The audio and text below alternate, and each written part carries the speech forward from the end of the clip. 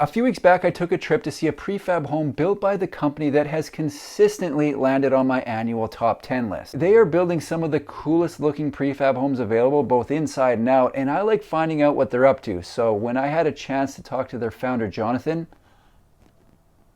I took it. There really aren't many better ways to find out what's going on at a company than talking to the people at the company. So cut to Jonathan. All right, we are here on Wolf Island. I'm with Jonathan. This was actually a stopover on my way to PEI to see something that was recently featured in Dwell magazine, which was cool. So I reached out and I said, can you hook that up? You said yes, but you also said you're here. So I stopped by to see the Sitka. We just did a tour. I wanted to talk kind of more broadly about how your year's been, because I haven't seen you for a year, and I'm curious. Like, this is a three-piece that I didn't know existed. The last time I saw you, you were doing mostly single modules. So what's the market been like, and what are people buying from you guys right now? Yeah, you bet. Well, last year about this time, shortly after you were on that delivery with us, we introduced kind of a new line of homes, and it's the flagship of that line is the Lodge. And the Lodge is more opulent in social space. It's a one bedroom. It's as big as the Haiku Boy, but with only one bedroom. And it really is designed to grow the module with expansion pieces over time. You can go up, you can go out.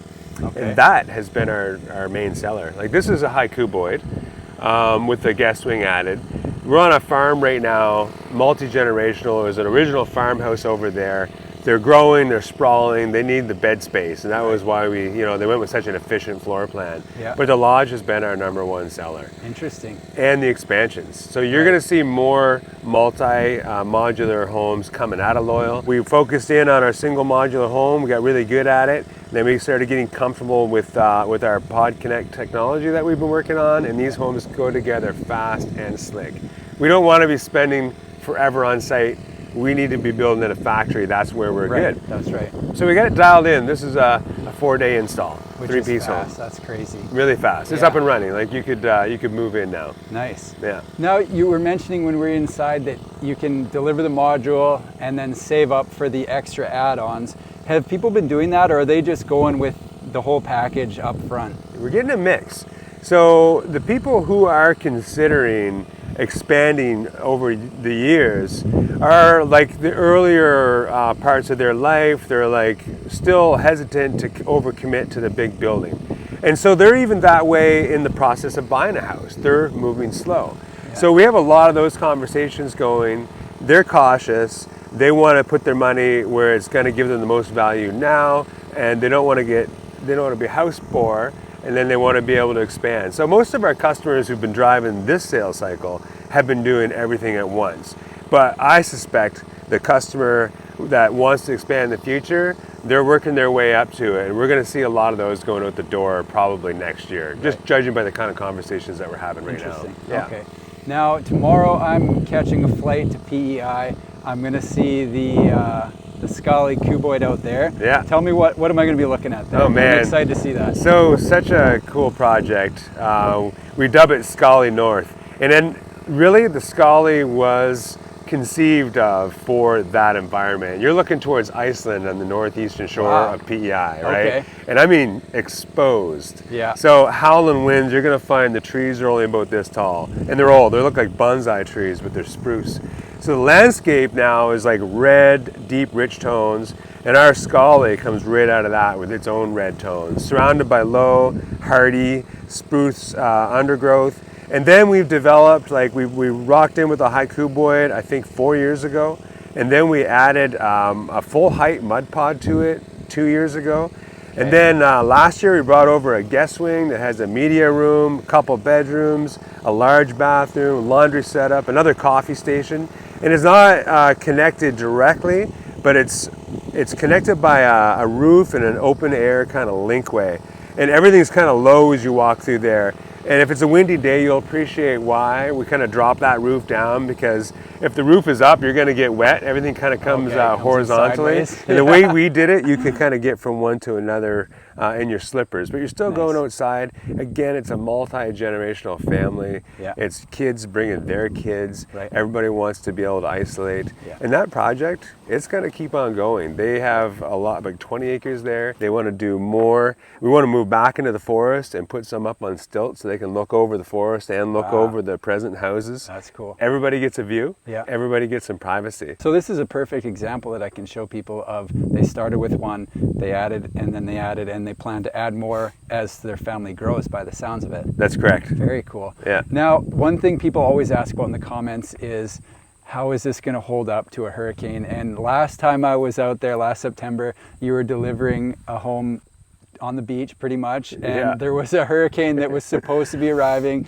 2 or 3 days after I left. So I'm curious what happened. Well, the hurricane came. Yeah. Yeah, we all lost power. We had lots of coastal flooding. And actually, I just happened to be in that house during the peak of the storm. I really wanted to be there. Each house, of course, will be tailored to its destination. So we would build it slightly differently for South Carolina than we would for here in Ontario, just because of the wind pressures and the design loads that we would need to consider.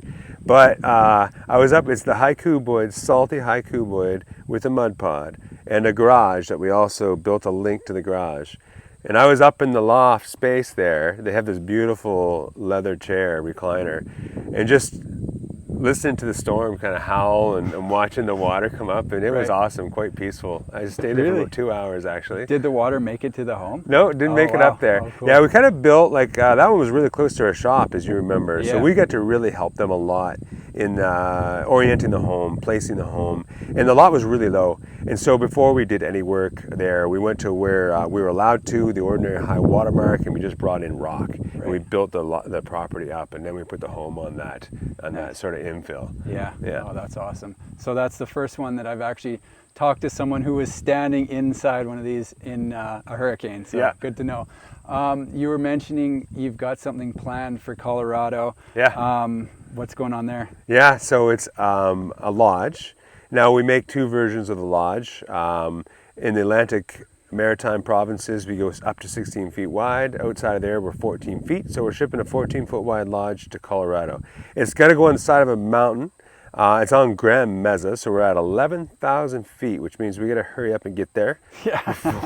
Before it might be too late already. Well, it happens fast, and the snow stays till June, right? Oh, no. So, the salty urine, we had 45 pounds per square foot snow load to consider. Okay. This Sitka going to Colorado has 135 pounds per square foot snow load to consider. Yeah. So we get off easy on the wind load there, but not so much on the snow load. Our windows have breather tubes because of the altitude. The gases in them could expand to the point where they'd actually break the panes. Wow. So yeah, there's quite a few little micro adjustments. You see those drains coming down the side of the home? Yeah. Well, the one in Colorado is going to have 10 or 11 feet of snow on it. So we actually heated those drains. Oh, cool. And we heated that whole edge of the parapet. Yeah. They don't have to run the heat if they don't want to. It's fine. You can let the snow build up. Yeah. But they can easily, at the flip of a switch, they can run heat, and that'll get the water flowing if they want to. Cool. Yeah, so it's made for the snow. Like, as far as I'm concerned, let it happen. Last thing we want is you up there shoveling it off. You'll probably do more damage doing that than snow will ever do, right? Yeah.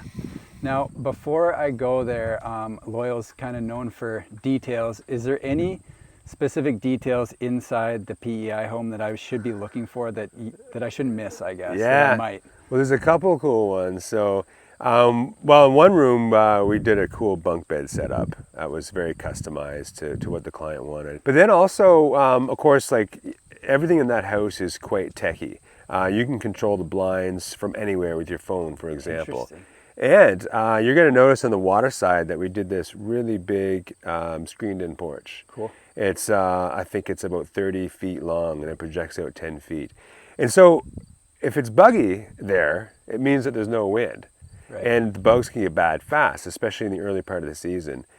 But if it's windy there, of course, it means there's no bugs. But the wind picks up also really, like lightning fast. Okay. And so the whole screen porch is motorized.